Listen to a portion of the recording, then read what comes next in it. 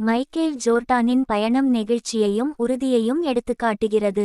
ஆரம்ப பின்னடைவுகள் இருந்தபோதிலும் தோல்வி அவரை வரையறுக்க அனுமதிக்க ஜோர்டான் மறுத்துவிட்டார்.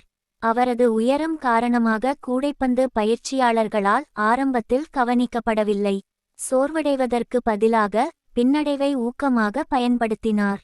ஜோர்டான் தனது திறமைகளை மெருகேற்றுவதற்கும் தான் சிறந்து விளங்குவதற்கும் எண்ணற்ற மணிநேரங்களை அர்ப்பணித்தார்.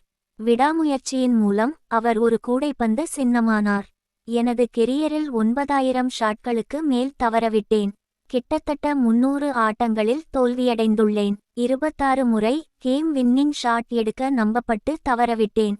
நான் மீண்டும் மீண்டும் தோல்வியடைந்துள்ளேன். வாழ்க்கையில் அதனால்தான் நான் வெற்றி பெறுகிறேன். நைக் விளம்பரத்தில் மைக்கேல் ஜோர்டானின் மேற்கோள் நிறைய பேசுகிறது.